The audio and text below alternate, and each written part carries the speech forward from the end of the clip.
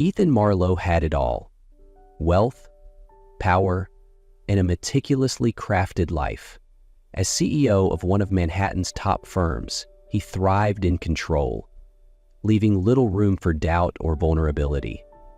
On the day he signed his divorce papers, he saw it as closing a chapter that no longer served his ambitions. Nora, his wife of 20 years, sat across the table, calm but resolute. When she revealed she was pregnant, Ethan dismissed it outright. To him, it was a desperate ploy to hold on to a marriage long past its prime. Walking out of the attorney's office with Camille, his vibrant, carefree girlfriend, Ethan felt liberated. Little did he know, a single phone call, weeks later, would dismantle everything he thought he understood about success, love, and family. The conference room in the attorney's office was sleek and impersonal, much like the man seated at one end of the polished mahogany table. Ethan Marlowe adjusted his cufflinks, glancing at his Rolex as if eager to wrap things up. Across from him sat Nora, her dark hair framing a face that, even at 43, held the grace and determination he once admired. Today, though, her calm composure irritated him. "Ethan," Nora began, her voice steady but tinged with something he couldn't place. "Before we finalize this, there's something you should know." Ethan sighed audibly, leaning back in his chair. "Nora, please, let's not make this more complicated than it needs to be." She reached into her handbag and pulled out a small white stick, placing it carefully on the table. "I'm pregnant." Silence filled the room. Ethan stared at the pregnancy test, two blue lines glaring back at him like a taunt. A mix of emotions flickered across his face, but pride and skepticism quickly won out. "This is absurd," he scoffed, pushing the test away. "After all these years, now you're pregnant? Convenient timing, don't you think?" "It's the truth, Ethan," Nora replied, her voice unwavering. He stood abruptly, the legs of his chair scraping against the floor. "This is exactly why I'm done. Manipulation, drama, always on your terms. I'm not falling for it anymore." Without another glance, Ethan strode to the door, tossing the test into the trash on his way out. His attorney's voice tried to interject, but Ethan silenced him with a curt wave. Minutes later, he was in Camille's arms, her laughter a welcome distraction. That evening, over champagne at an upscale restaurant, he raised a toast to his freedom, blissfully unaware of the storm heading his way. 7 months had passed since Ethan Marlowe walked out of the attorney's office, discarding both his 20-year marriage and the pregnancy test like forgotten remnants of a life he no longer wanted. His days blurred together, board meetings in glass towers, champagne-soaked nights at exclusive clubs, and sunlit mornings in luxury resorts.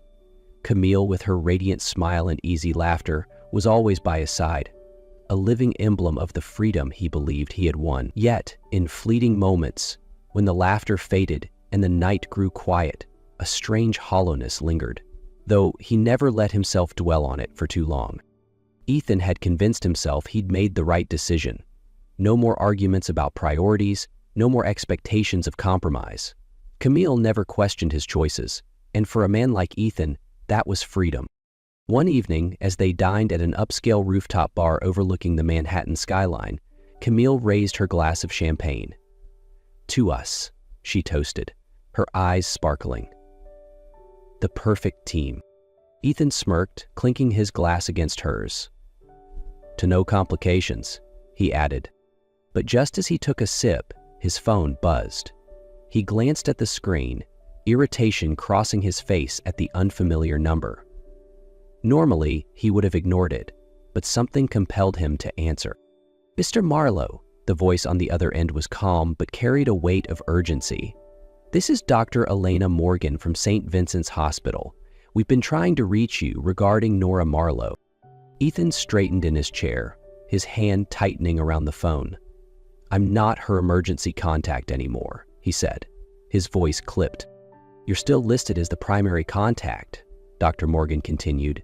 "She was brought in with severe complications from her pregnancy. She's undergone emergency surgery, and her condition is critical." Ethan's mind reeled. Pregnancy? He repeated, barely above a whisper. Yes, sir. She delivered a baby boy prematurely. He's stable but in the NICU. Given the circumstances, we need someone to make medical decisions for them both. The words hit him like a freight train. A baby boy? The test hadn't been a lie. Ethan, Camille's voice broke through his thoughts. What's going on? He ended the call without answering, his heart pounding.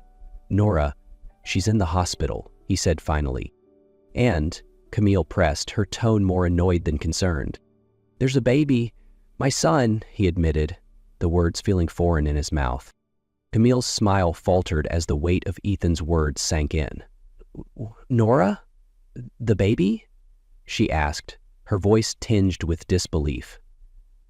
Ethan, we were building a life together. You can't just... She trailed off, the realization dawning in her eyes. You're going back to them, aren't you? Ethan shook his head, grabbing his coat with a determination that surprised even himself. I need to be there, he said, his voice steady in a way it hadn't been for months. Camille stared at him, her face a storm of disbelief and disdain. You're choosing this over us? She spat, her tone sharp enough to cut through steel. He paused, turning back to face her. I'm not choosing, he said quietly, his gaze unwavering. There's no choice to make. This is my son. Camille opened her mouth to retort, but stopped. For the first time, she saw something in Ethan's eyes she hadn't before. Regret, perhaps, or something deeper. You think this will fix things? She finally said, her voice softer now, almost bitter. With her? With yourself? Ethan didn't answer. He didn't have an answer. All he knew was that he couldn't ignore this any longer. The drive to the hospital stretched endlessly, though it was only 20 minutes. The city lights blurred outside the window, a chaotic mirror of his racing thoughts. Guilt wrapped around him like a vice, squeezing tighter with every mile. He thought about the pregnancy test he had dismissed, the nights Nora must have spent alone, the son he hadn't even cared to imagine. When he arrived at the NICU and saw his son for the first time, small, fragile, and surrounded by machines, his chest tightened. 7 months of denial crumbled in an instant. This was his child, and for the first time in years, Ethan felt the weight of what he had truly lost. The NICU was a world Ethan Marlowe had never imagined entering. The beeping monitors, the antiseptic smell, the sight of tiny infants fighting for their lives. It was all overwhelming. Yet here he stood, frozen outside an incubator, staring at his son for the first time. The baby was impossibly small, his translucent skin crisscrossed with fragile veins. Tubes and wires connected his body to machines that hummed softly, keeping him alive. Ethan's chest tightened. This was his son, Leo, and he had ignored his existence for 7 months. Would you like to see him up close? A nurse, her voice gentle, broke through Ethan's thoughts. He nodded numbly, following her instructions to scrub his hands and remove his watch. She guided him to the incubator, opening a small port. You can place your hand here. Just be gentle. Ethan hesitated, his hand hovering above the opening. For years, these hands had signed contracts worth millions, shaken the hands of powerful men, and built an empire. Yet now, they trembled like a rookie at his first pitch. He wasn't sure if it was fear, guilt, or something else entirely. Slowly, he extended a finger, the motion feeling heavier than lifting weights at the gym. As his finger brushed the baby's impossibly tiny palm, he felt a warmth he hadn't expected. A connection so immediate it took his breath away. Then, Leo's fingers curled around Ethan's, gripping him with surprising strength for someone so small. It wasn't just a reflex. It was as though the boy was reaching out, anchoring him in a way nothing else ever had. Ethan's chest tightened, a mix of awe and devastation. "Hi there," he whispered, his voice cracking under the weight of his emotions. I'm your dad." The words felt foreign, yet natural at the same time. He stood there frozen, tears welling in his eyes. He hadn't just seen his son, he had felt him. And with that touch, something inside him broke open. All the walls he had built around his heart began to crumble. As he stood there, guilt and regret consumed him. Nora had carried their son alone, enduring complications and risking her life. And where had he been? Laughing over champagne with Camille, pretending this life didn't exist? "Mr. Marlowe?" The nurse's voice was soft, but her words hit him hard. "Would you like to meet Dr. Morgan? She's been overseeing your son's care." Ethan nodded, reluctantly pulling his hand away. Moments later, he was seated in a small consultation room across from Dr. Morgan. "Your son is stable," she began, "but his premature birth presents challenges. His lungs are underdeveloped and he's susceptible to infections. The next few weeks will be critical." "And Nora?" Ethan asked, his voice barely above a whisper. Dr. Morgan's expression grew somber. "She's still in critical condition. The surgery took a toll on her and we're monitoring her closely. You should prepare yourself for any outcome." Her words landed like a punch to the gut. Ethan left the room, his legs feeling like lead as he made his way to Nora's ICU room. When he saw her, he nearly collapsed.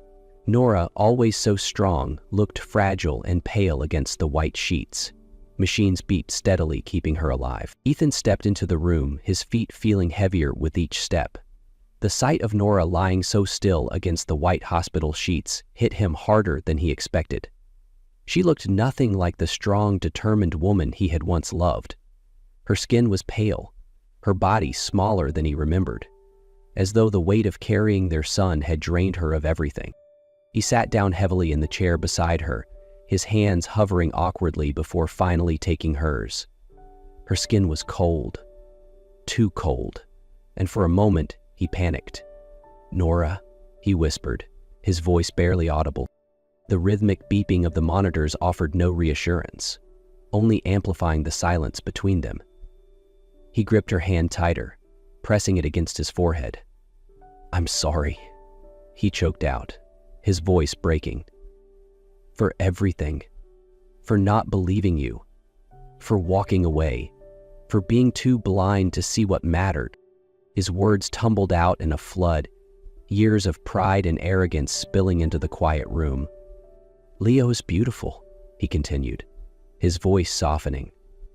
"He's so strong, just like you, and I promise, I'll fight for him, for us." His tears fell freely now, each drop a testament to the walls he had spent years building and was now tearing down. Ethan spent the night alternating between the NICU and Nora's room, refusing to leave either of them. The man who once prided himself on control now found strength in surrendering to what truly mattered, his family. By morning, he had made a decision. He texted Camille a single message: "It's over, don't contact me again." Then he called his assistant to delegate his responsibilities at work indefinitely. Ethan returned to the NICU and placed his hand against the incubator glass, watching Leo's tiny chest rise and fall. For the first time in years, he wasn't thinking about profits or prestige. He was thinking about the future. Leo's future, and what kind of father he needed to be. The days that followed were a test of Ethan's resolve. His life, once dominated by board meetings and lavish dinners, now revolved around the rhythms of the hospital. He spent his mornings in the NICU, learning how to care for Leo, and his afternoons by Nora's bedside, talking to her despite the absence of any response. He recounted stories from their past, moments of joy and pain, the things he had buried under pride and ambition. "Do you remember our trip to Tuscany?" he whispered one evening, holding her hand. "You said it was the first time you'd seen me truly relax. I think Leo has that same effect on me." One evening, as Ethan spoke softly about Leo's progress, Nora's fingers twitched ever so slightly. Ethan froze, disbelief and hope colliding in his chest. "Nora?" he called, leaning forward, his voice trembling with emotion. Slowly, her eyes fluttered open, unfocused and searching. Ethan held his breath, gripping her hand tightly, as if to anchor them both to this fragile moment. Tears streamed down his face as her gaze finally settled on him. "You're awake," he whispered, his voice cracking. Nora's lips moved, but no sound came. Ethan leaned in closer, catching her faint words, barely audible but filled with determination. "Leo? Our son? He's safe," Ethan assured her, his voice trembling. "He's strong, just like you." The doctors arrived quickly, running tests and asking questions, but Ethan stayed by her side. For the first time in weeks, hope felt tangible. Over the next few days, Nora's strength returned, little by little. Ethan continued his routine, splitting his time between her and Leo. It was during one of these quiet moments that Nora finally addressed the unspoken tension between them. "Why did you stay?" she asked, her voice soft but steady. Ethan hesitated, the weight of his guilt pressing down on him. "Because I was wrong about everything," he admitted. "I thought leaving was the right choice, that I was escaping a life that held me back. But I see now that I was running from my own fears." Nora's gaze was piercing. "And what happens when those fears come back?" "They won't," Ethan said firmly. "Not because they've disappeared, but because I've learned to face them. I'm not leaving again, Nora. Not you, not Leo. I'll spend the rest of my life proving that." Nora didn't reply immediately. Instead, she looked at him with a mixture of exhaustion and something that might have been hope. This isn't going to be easy," she said finally. "I don't expect it to be," Ethan replied, "but I'm here for the long haul, one step at a time." That night, as Ethan held Leo during a kangaroo care session, he whispered to his son, "We'll get through this, little guy. Your mom, me, and you. Together." 2 weeks later, Nora was strong enough to visit the NICU. The hospital staff guided her into a wheelchair, Ethan walking beside her as they navigated the maze of hallways leading to Leo's incubator. Nora's hands trembled slightly, a mixture of nervousness and anticipation. When they arrived, Ethan gently helped position her beside the incubator. Nora let out a soft gasp as she saw Leo for the first time. "He's so tiny," she whispered, tears welling in her eyes. "But strong," Ethan replied, his voice filled with quiet pride. "Just like his mother." Nurse Peterson, who had become their steady guide through this journey, smiled. "Would you like to hold him?" Nora nodded, her movements careful as Ethan and the nurse helped place Leo against her chest. The moment his tiny body settled onto hers, Nora closed her eyes, tears streaming down her cheeks. "Hello, my love," she whispered, her voice breaking. "I'm here now." Leo squirmed slightly before settling, his breathing syncing with hers. The monitors reflected immediate improvement, and the nurses exchanged knowing glances. Ethan stood close, watching the two most important people in his life bond for the first time. The sight was overwhelming, a moment of clarity that solidified his commitment to them. "Look at him," Nora murmured, glancing up at Ethan. "He's perfect." "Easily," Ethan agreed, his voice thick with emotion. "And he deserves the best from us. From me." Nora's gaze lingered on him, searching for something. After a moment, she nodded, though her expression remained cautious. "Let's take this one step at a time, Ethan. For Leo." "For Leo," he echoed, relief washing over him. A week later, Leo was discharged. Ethan and Nora brought him home, their car pulling up to the house that now felt like a second chance. The nursery, once a room of lost dreams, had been transformed into a sanctuary of warmth and hope. Its walls painted a soft yellow that seemed to glow with promise. As Ethan gently placed Leo into his crib, he glanced at Nora, who stood beside him, her hand resting lightly on the edge of the crib. Their eyes met, a silent acknowledgement of the journey they had survived and the life they were building anew. That night, as they stood over Leo's crib, watching him sleep, Ethan reached for Nora's hand. She hesitated, but didn't pull away. "We've got a long road ahead," she said softly. "I wouldn't want it any other way," Ethan replied, squeezing her hand gently. Through the quiet hum of the baby monitor, the sound of Leo's steady breathing filled the room, a reminder of the miracle they'd been given. For the first time in years, Ethan Marlowe felt whole. A year had passed since the night Ethan received that life-changing call. The house, once cold and sterile, was now filled with warmth, laughter, and the occasional chaos that came with raising a toddler. Ethan stood in the living room, his arms outstretched, as Leo, now a lively 1-year-old, wobbled on unsteady legs. Nora knelt a few feet behind their son, her hands poised to catch him if he stumbled. "Come on, buddy," Ethan coaxed gently, his voice brimming with encouragement. "You can do it." Leo's chubby face lit up with determination as he took a tentative step, then another. His tiny feet wobbled, but he kept going, his parents cheering him on. "He's doing it," Nora exclaimed, tears glistening in her eyes as she watched their son. On his third step, Leo stumbled slightly but steadied himself, his laughter filling the room as he reached Ethan's waiting arms. Ethan scooped him up, holding him close as a wave of pride and gratitude washed over him. "You're walking, little guy," Ethan whispered, his voice thick with emotion. He glanced over at Nora, who had risen to her feet, her face radiant with joy. As their eyes met, an unspoken understanding passed between them. This moment, this simple, beautiful milestone, was everything. Ethan reached out with his free hand, and Nora took it, intertwining her fingers with his.